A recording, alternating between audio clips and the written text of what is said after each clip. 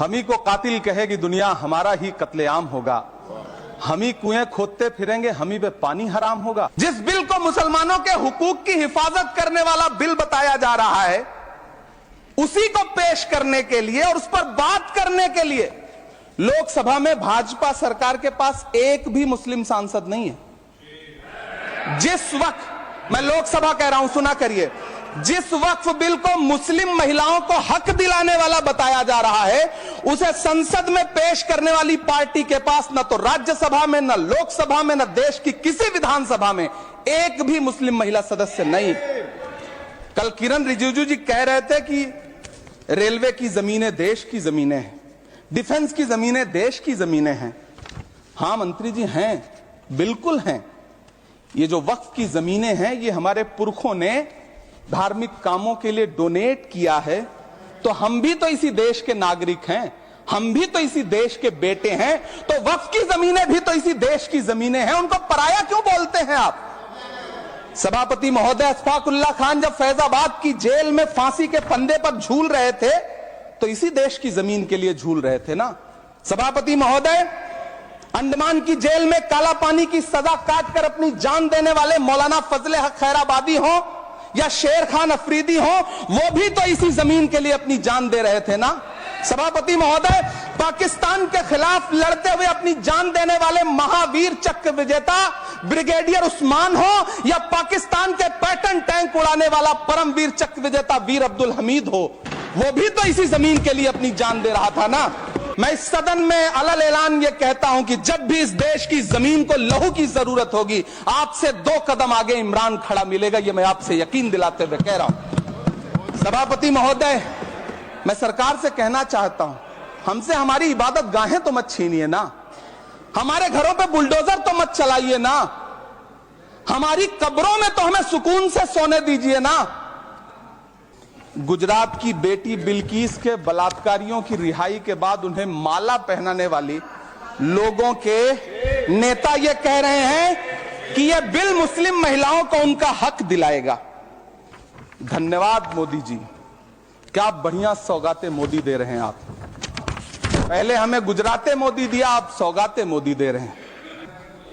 जिल्ले इलाही, जमहूरियत जो है वो नफरत और ठसक से नहीं चलती है, अकड़ से नहीं चलती है, उसमें सबकी हिस्सेदारी जरूरी है।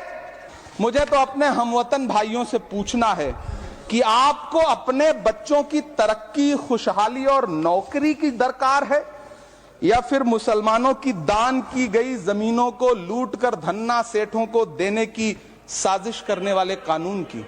यह सरकार रात के 3 बजे तक पूरे देश को जगा करके संसद में अपने ही नागरिकों को नीचा दिखाने के लिए वक्फ बिल ला रही थी, तो उधर रात के 1:30 बजे अमेरिका हम पर 26% टैरिफ लगा रहा था।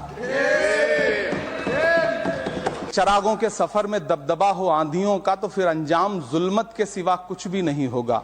यह दुनिया नफरतों के आखिरी स्टेज पर है, इलाज इसका मोहब्बत के सिवा कुछ भी नहीं होगा।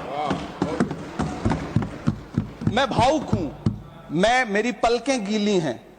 अगर देश की एक बहुत बड़ी आबादी को लगता है कि आप उसका भला करने के लिए नहीं, बल्कि उनकी इबादत गाहों, उनकी कब्रिस्तानों, उनकी खानकाहों को बर्बाद करने का बिल ला रहे हैं, तो फिर आप अगर समझाने में नाकामयाब रहे हैं तो यह आपकी नाकामयाबी है। पहले समझाइए, उसके बाद कोई बिल लेकर के आइए, तब शायद हम आपका इतनी पुरजोर तरीके से विरोध ना करें। लेकिन सभापति महोदय, मैं अंत में सिर्फ इतना कहना चाहता हूं कि इस बिल में जो भी पॉइंट्स दिए गए हैं, बॉम्सी पोर्टल देख लीजिए, सरकार का झूठ आपको पकड़ में आ जाएगा। हम डरे नहीं हैं, हम सिर्फ सरकार से अपील कर रहे हैं कि हमें अपना समझिए, हम आपके अपने हैं, इस देश के नागरिक हैं और आप ताकत में हैं। संख्या बल के आधार पर बिल हो सकता है आप पास करा ले, लेकिन आपको यह बात समझनी पड़ेगी कि हम तो वो तारीख हैं, जहनों में रहना है, जिसे कागजी पुर्जे नहीं जो फाड़ डाले जाएंगे। जिस जमीन पर मैं खड़ा हूं, यह मेरी पहचान है। आप आंधी हैं तो क्या मुझको उड़ा ले जाएंगे? आपको यह बात समझनी पड़ेगी।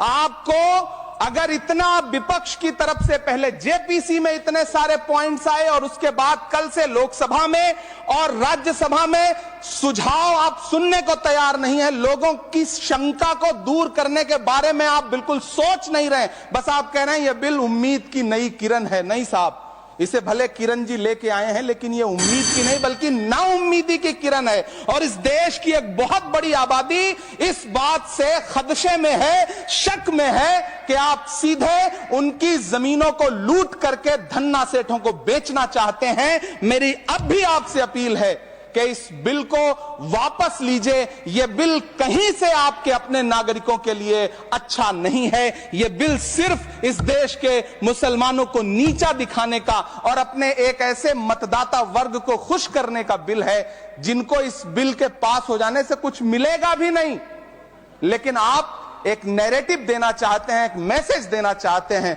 मेरी आपसे अपील है